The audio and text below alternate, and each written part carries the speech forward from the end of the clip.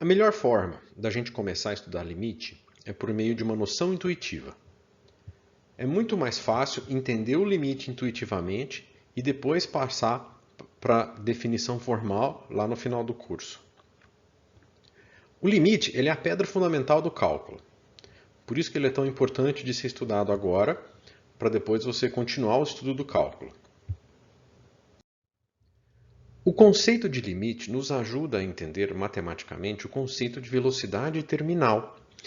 Você sabe como um paraquedas funciona e, portanto, você entende que velocidade terminal de um paraquedista é a velocidade limite alcançada devido à força da gravidade compensada pela força de atrito com o ar. Primeiramente, a velocidade do paraquedista aumenta quando ele salta do avião, mas depois de um certo tempo ela atinge um valor limite. Essa velocidade limite é o valor terminal sem paraquedas. Mas não é seguro aterrissar nessa velocidade, óbvio. Então, o paraquedista abre o paraquedas para reduzir sua velocidade de aterrissagem. Com a abertura do paraquedas, a velocidade de queda começa a diminuir até que atinge um valor limite para a aterrissagem, um valor seguro de aterrissagem. O que bastou acontecer para o paraquedista alcançar essas duas velocidades terminais foi a passagem de um tempo suficientemente grande. Essa foto aqui foi feita usando uma luz estroboscópica, que é uma luz piscante de alta intensidade que pisca em intervalos fixos de tempo, como 1/10 de segundo, por exemplo. É uma luz que emite flashes, ou seja, é um flash periódico, não é um flash único para fazer uma foto. É uma sucessão de flashes periódicos. Primeiramente, o fotógrafo abre o obturador da máquina fotográfica e deixa permanecer aberto, para que a luz entre continuamente dentro da máquina fotográfica, da câmara fotográfica, né, onde ocorre a impressão do filme, né, ou do sensor digital. Bom, depois ele aciona, né, o fotógrafo aciona a luz estroboscópica e o sensor digital ou filme fotográfico passa a captar a imagem escura do fundo, ou seja, praticamente não há sensibilização porque o fundo é todo preto. O passo seguinte é arremessar a bola de basquete. Daí, a cada piscada da luz estroboscópica, a bola de basquete está numa posição diferente e todas as posições são captadas na mesma fotografia. Sabendo que a luz pisca a intervalos regulares, podemos calcular a velocidade média da bola medindo o deslocamento entre duas piscadas e dividindo pelo intervalo de tempo da piscada. Até aí, tudo bem. Nós conseguimos calcular a velocidade média entre duas piscadas. E se quisermos calcular a velocidade exata em uma determinada piscada, ou num determinado flash, a velocidade média final é só uma aproximação. Para que a aproximação se torne mais próxima do valor exato, podemos diminuir o intervalo de piscada. Quanto mais diminuirmos, mais próxima do valor exato fica a velocidade média obtida. No limite, quando o intervalo de piscada tende a zero, encontraremos uma velocidade média igual à velocidade exata, naquele ponto. Vamos ver esse fenômeno com números agora. Vamos calcular a velocidade instantânea da bola de basquete usando exemplos numéricos. Vamos ver como que a velocidade média se aproxima da velocidade instantânea na medida em que a gente diminui o intervalo de piscada da luz estroboscópica. Nós temos aqui nosso plano cartesiano e esses pontinhos laranjados são a bola de basquete. Dois deles estão com cor diferente, um vermelho e um azul. São os dois nos quais a gente vai focar nossa atenção para poder fazer as contas. Essa foto aqui ela foi feita no intervalo de 0,2. Podemos dizer segundo, mas as unidades agora não são tão cruciais, né? Mas podemos dizer 0,2 segundos. A distância entre a bola vermelha e a bola azul deu 0,458. Então a velocidade vai ser a distância, ΔS, dividido pelo ΔT. 0,458 dividido por 0,2. Então a velocidade média aí vai ser em torno de 2,29. Podemos dizer que são metros por segundo. Mas não são relevantes agora essas unidades. O importante agora são os números. Então agora nós vamos apertar mais a luz estroboscópica, né, e usar o intervalo de tempo menor. Nesse caso aqui, nós temos uma nova foto, com mais bolas de basquete na foto, e as mesmas bolas ali, vermelha e azul, onde a gente vai focar nossa atenção. O intervalo de tempo aqui é de 0,1. A distância percorrida, né, agora vai ser 0,274. Não necessariamente metade da anterior, né, porque o fenômeno é não linear. Né? Isso aqui é uma parábola. Daí, com essa distância de 0,274 e um intervalo de tempo de 0,1, a velocidade é 2,74 unidades de velocidade. Vamos apertar mais ainda a luz estroboscópica e diminuir mais ainda o intervalo. Veja que nós temos bastante bolinhas laranjas representando a nossa bola de basquete, né? E as nossas duas bolas, vermelha e azul ali. Né? Eu só pintei de vermelho e azul o que seria laranja, só para a gente focar a nossa atenção. O intervalo de tempo agora de piscada do flash é de 0,05. E a distância percorrida nesse intervalo que nós medimos foi de 0,148. Fazendo a divisão, nós obtemos uma velocidade de 2,97 unidades de velocidade, ou, se você quiser dizer, metros por segundo, tudo bem. Se nós continuarmos nesse processo indefinidamente, possivelmente nós vamos encontrar a velocidade da bolinha vermelha. Veja que a bolinha vermelha ela fica no mesmo lugar e a bolinha azul está cada vez mais próxima da bolinha vermelha.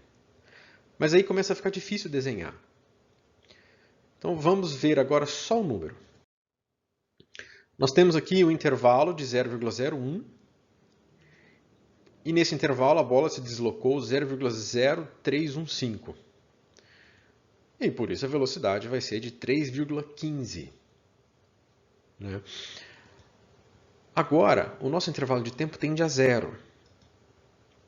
Mas a distância medida também tende a zero. Mas a divisão ΔS sobre ΔT tende a um valor limite de 3,2. Então esse 3,2 é a velocidade instantânea da bolinha vermelha, né? Que seria a velocidade média quando o intervalo, o deslocamento e o intervalo de tempo tende a zero. Então aqui nós vimos também um pouco mais o conceito de limite. Né? O limite também nos ajuda a entender o conceito de reta tangente. Nesse caso aqui, nós temos uma circunferência e uma reta tangente a ela. Você pode definir aqui que reta tangente a uma circunferência é uma reta que, com a circunferência, só tem um ponto em comum. Agora vamos partir para uma função. Nós temos essa função aqui, uma curva, né? Se nós tentarmos definir a reta tangente à curva da função, dizendo que seria o caso em que a reta teria apenas um ponto em comum com a curva, que seria nessa indicação da seta verde, nossa definição falha, porque aqui, na indicação da seta vermelha, a reta tem um outro ponto em comum com a curva. Então, não podemos definir reta tangente dessa forma. E, para fazer uma definição formal de reta tangente a uma curva, nós recorremos ao conceito de limite. Vamos dar uma olhada como que se constrói esse conceito de reta tangente. Usando a mesma função que nós usamos agora há pouco, vamos traçar agora uma reta secante. Né? Ela vai cruzar a curva da função em vários pontos. Mas vamos prestar atenção em dois deles. Perceba que essa reta faz um ângulo alfa com o eixo x. E aqui existe um triângulo retângulo.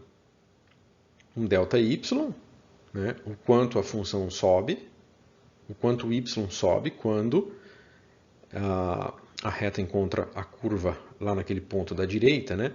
E o quanto a função, o x, deve caminhar para a direita para acontecer aquele encontro lá em cima e formar o nosso triângulo retângulo. Aí a tangente desse ângulo alfa que a reta faz com o eixo x é igual a o ΔY dividido pelo ΔX. Agora vamos abrir um pouco mais esse ângulo alfa.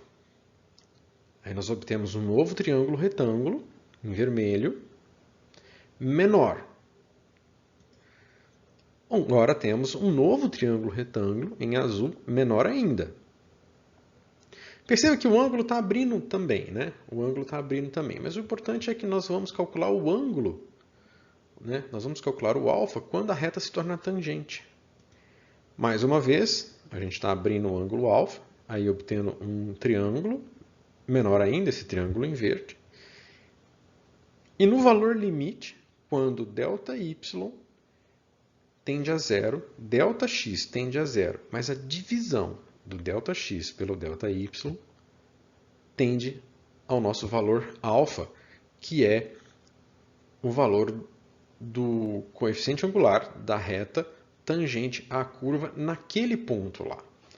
Então, para definir reta tangente a uma curva de função, a gente precisa primeiro definir um local, né, e um ponto, e aí em torno daquele ponto é que a gente vai calcular o limite, né, calcular esse ΔY sobre ΔX, a gente vai fazer ele tender a zero, e a razão ΔY sobre ΔX tenderá ao valor do coeficiente angular da reta. Falamos muito nos exemplos anteriores que os números vão se aproximando, né? Que as variáveis vão se aproximando de certos números, né? O ΔS vai se aproximando de zero, o ΔT vai se aproximando de zero, mas a divisão vai se aproximando de um determinado número. Isso é o conceito essencial de limite. Você estuda o que acontece quando a função se aproxima, né? Quando o x se aproxima de um valor e causa a função se aproximar de um outro valor, né? Então vamos estudar agora um caso bem concreto para a gente observar esse fenômeno da aproximação.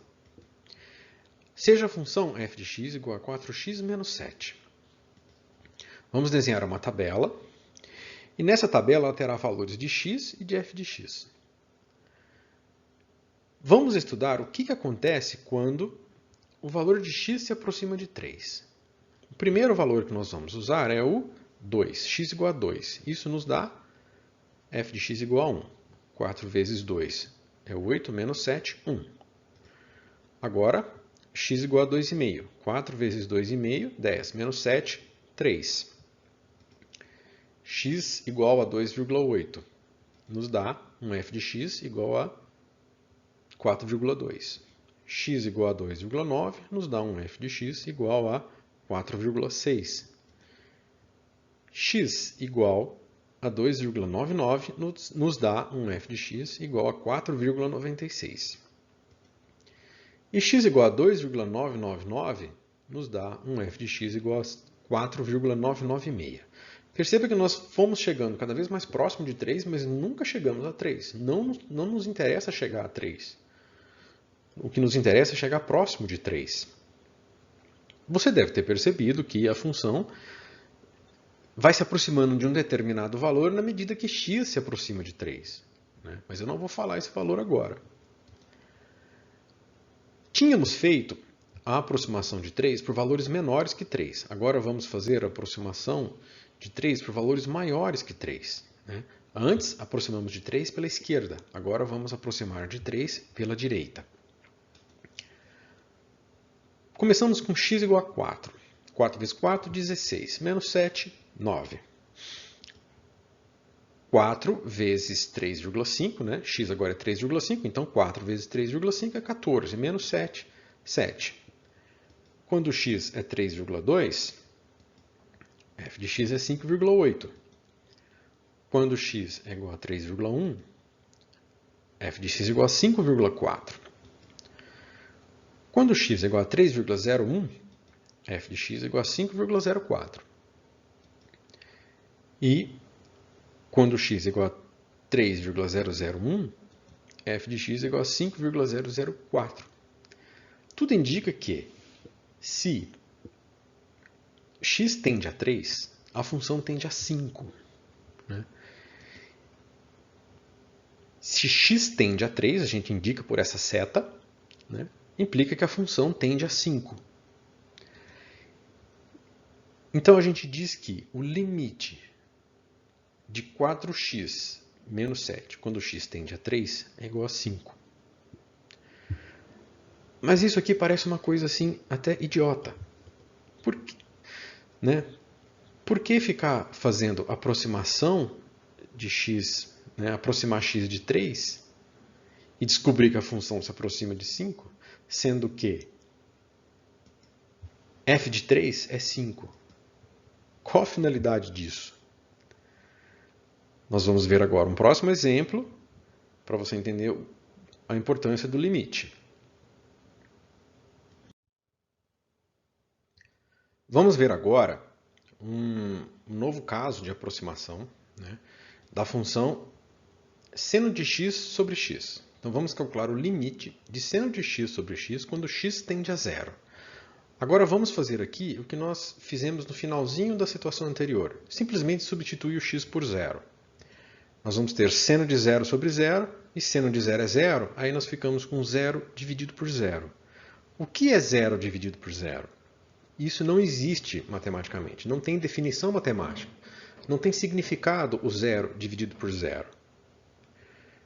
Como não tem significado, né, falhou a nossa tentativa de encontrar o limite substituindo o valor de x por zero. Então agora a gente vai voltar na tabela e encontrar, né, estudar a aproximação da função de x, né, quando x tende a zero. Né? Comecemos por aproximações pela esquerda, ou seja, por valores menores que zero. O primeiro x que nós vamos usar é o menos 1. Aí nós temos seno de menos 1 dividido por menos 1.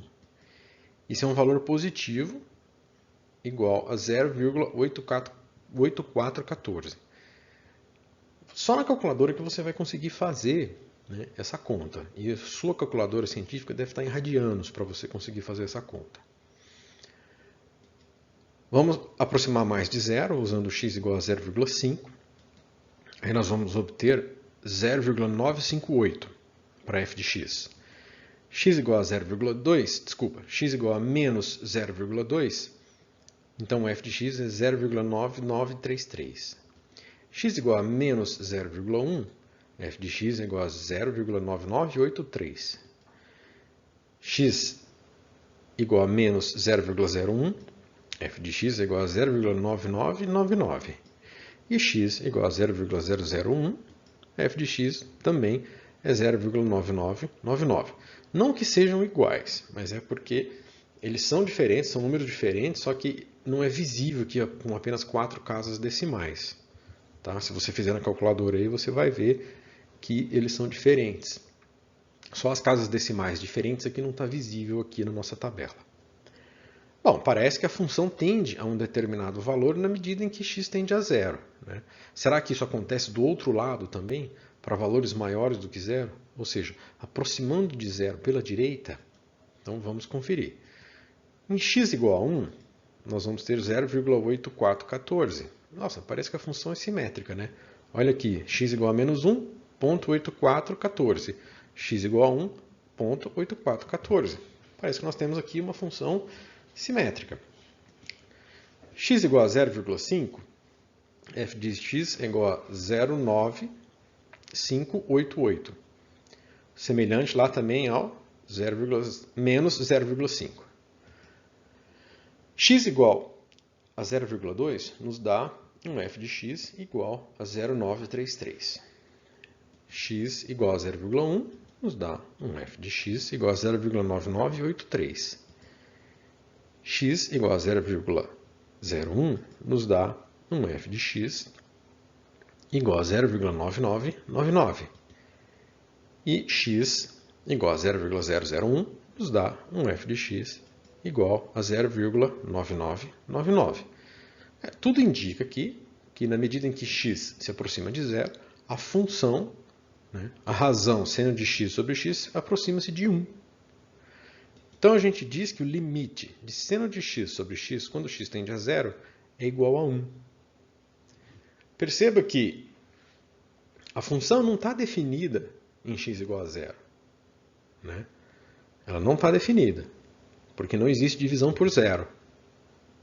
Muito menos 0 dividido por 0. 0 dividido por 0 não é 1. É uma indeterminação. Você vai encontrar inúmeras situações em que recai em 0 dividido por 0, mas o limite vai dar 2, 4, 1 quinto, vai dar π ou qualquer outra coisa. Então, 0 dividido por 0 não é 1. Mas esse limite, então o limite de seno de x quando x tende a 0 é igual a 1. Ou seja, quanto mais você aproxima x de zero, mais a função se aproxima de um valor limite que é igual a 1. Vamos estudar agora um novo caso de aproximação. Nesse caso aqui vai ser para a função módulo de x sobre x, quando x tende a zero. Se nós fizermos a substituição, nós vamos obter 0 dividido por 0. Ou seja, a mesma determinação do exemplo anterior. Então agora nós vamos investigar a função numericamente pela tabela para saber o que acontece com a função módulo de x sobre x quando x tende a zero. Primeiramente, vamos nos aproximar de zero pela esquerda, ou seja, por valores menores do que zero. Então a gente monta a tabela e o primeiro valor de x que nós vamos usar vai ser o menos 1. Módulo de menos 1 é 1. Dividido por menos 1 vai dar menos 1. Agora, o módulo de menos meio, escolhi x igual a menos meio, então o módulo de menos meio é meio. Dividido por menos meio vai dar 1. Módulo de menos 0,2 dividido por menos 0,2 vai dar menos 1. E assim sucessivamente.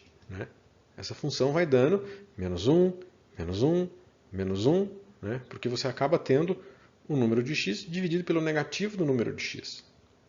Você passa a ter um módulo de x dividido por x, um número negativo dividido pelo número, um número sempre positivo dividido pelo número sempre negativo, que vai dar menos 1. Agora aproximando pelo outro lado, por valores maiores do que zero, ou seja, pela direita. Módulo de 1 é 1, dividido por 1, 1. Módulo de meio é meio, dividido por meio, 1. Módulo de 0,2 é 0,2, dividido por 0,2 também dá 1. E assim, sucessivamente, quanto mais a gente se aproxima do x igual a zero, do x tendendo a zero. Quanto mais a gente aproxima o x de zero, a gente vai sempre obtendo 1 à direita de zero e sempre obtendo menos 1 à esquerda de zero. Perceba que agora a função ela tende a valores diferentes na medida que você se aproxima de zero, conforme você aproxima pela esquerda ou pela direita. Aí, nesse caso, o limite não existe. Então, não existe o limite do módulo de x dividido por x quando x tende a zero. Aqui aconteceu uma falha. E a função também não está definida em x igual a zero. Essa função ela dá uma divisão por zero, então ela não tem definição em x igual a zero. Mas também a gente pode dizer o seguinte: o limite do módulo de x dividido por x, quando x tende a zero menos, veja que agora tem um superescrito aqui no zero, um sinal de menos. Esse superescrito aqui significa que o x tende a zero por valores menores do que zero, ou pela esquerda. Então, o limite do módulo de x sobre x, quando x tende a zero, pela esquerda, ou por valores menores do que zero, é igual a menos 1. E o módulo de x, quando x...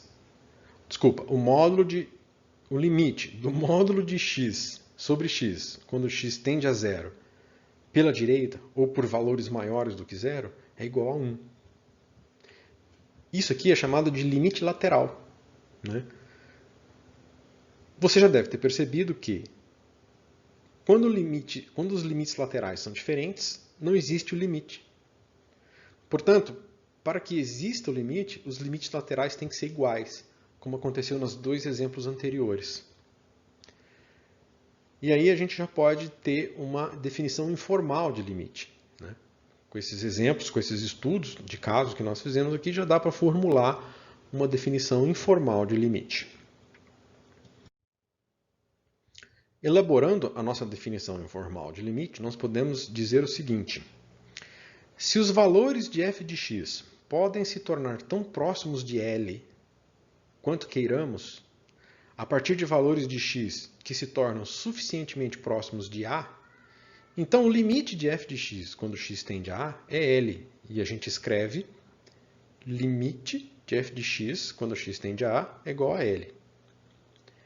E também nós podemos dizer que o limite de f de x quando x tende a A é L, se e somente se o limite de f de x quando x tende a A pela esquerda for igual ao limite de f de x quando x tende a A pela direita, e ambos forem iguais a L.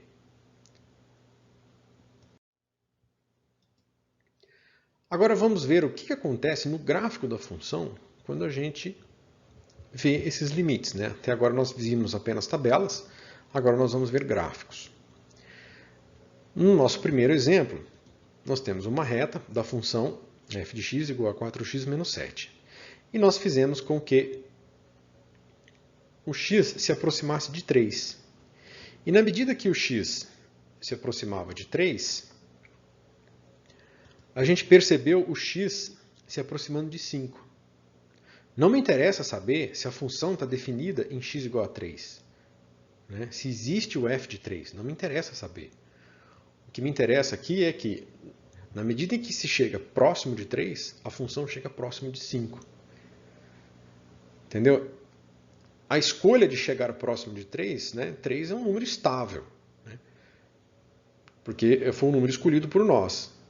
Aí a função ela tende a um valor estável também, que é o 5. Né? Você pode pensar, não, mas isso pode acontecer da função se aproximar de um número variável, então não existe o limite. Não, a função ela se aproxima de um número estável, né? E aí, esse número estável a gente chama de limite. Agora vamos ver aqui o gráfico da nossa outra função, que é essa função seno de x sobre x. Perceba que ali, em x igual a 0 e y igual a 1, tem uma bolinha com um buraco no meio, para deixar claro que a função não está definida naquele ponto. Né? Y igual a 1 existe, né? Ele pertence a essa reta, pertence ao eixo y. Né? Mas o gráfico da função não tem esse ponto. Né? O gráfico da função não tem o ponto 0, 1.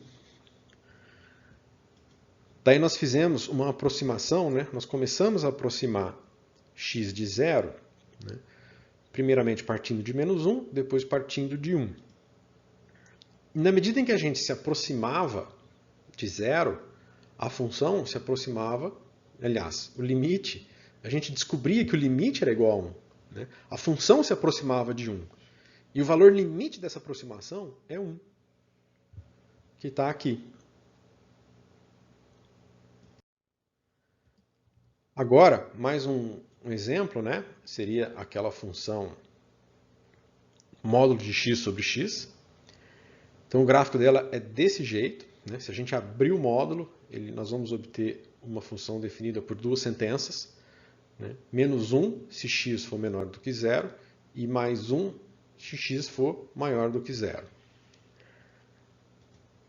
Daí a gente começou a aproximar x de zero, né, partindo de menos 1 e partindo de 1. E a gente descobriu que, na medida em que x se aproxima de zero, a f de x se aproxima de valores diferentes, né? Se for pela esquerda, f de x se aproxima de menos 1. E se for pela direita, o f de x se aproxima de 1. Então, como os limites laterais são diferentes, o limite não existe. Nós teríamos dois pontos aqui, né? Então não existe o limite. E você pode observar aqui no gráfico que a bolinha está com um buraco no centro para dizer que a função não está definida ali. Por último, vamos dar uma olhada agora num outro limite. O limite de seno de π sobre x quando x tende a zero. Vamos fazer uma análise numérica por meio da tabela. E para simplificar, vamos fazer assim. O primeiro valor de x é mais ou menos 1. Isso significa que o primeiro valor de π sobre x vai ser mais ou menos π. Agora veja que o seno de π é zero. E o seno de menos π também é zero. Então o f de x é zero. Agora vamos usar x igual a mais ou menos 0,1. Aí, o π sobre x vai ser mais ou menos 10π. O que significa isso? Significa que nós estamos dando 5 voltas no ciclo trigonométrico, né? E a gente está sempre caindo lá no começo, né? E isso significa que o seno ali é zero. Então você está dando 5 voltas no sentido horário ou 5 voltas no sentido anti-horário. O seno ali é sempre zero. Então o f de x é zero. Agora, x igual a mais ou menos 0,01. Aí, π sobre x vai ser mais ou menos 100π, ou seja, 50 voltas no ciclo trigonométrico. Ou para sentido horário ou no sentido anti-horário. Aí, lá, né, 50 voltas ali em torno do zero, em torno do 2π, né, 0, 2π. Na verdade, seria 2π, 4π, 8π, até chegar em 100π. Né? Ali, naquele ponto, o seno é zero. Finalmente, mais ou menos 0,001. Daí, o π sobre x vai dar mais ou menos 1000π, né? 500 voltas em torno do ciclo trigonométrico, e o seno de 1000π continua zero. Então, parece que essa função tende a zero, né? Mas você pode cair numa armadilha. Vamos usar agora mais ou menos 0,0001π. Veja que nenhum valor anterior ali estava multiplicado por π. Agora esse finalzinho aqui, ele está multiplicado por π. Né? E por estar multiplicado por π, a consequência vai ser que π sobre x vai ser igual a mais ou menos 10.000. Não vai ser 10.000π. A gente não está dando 5.000 voltas no ciclo trigonométrico, né?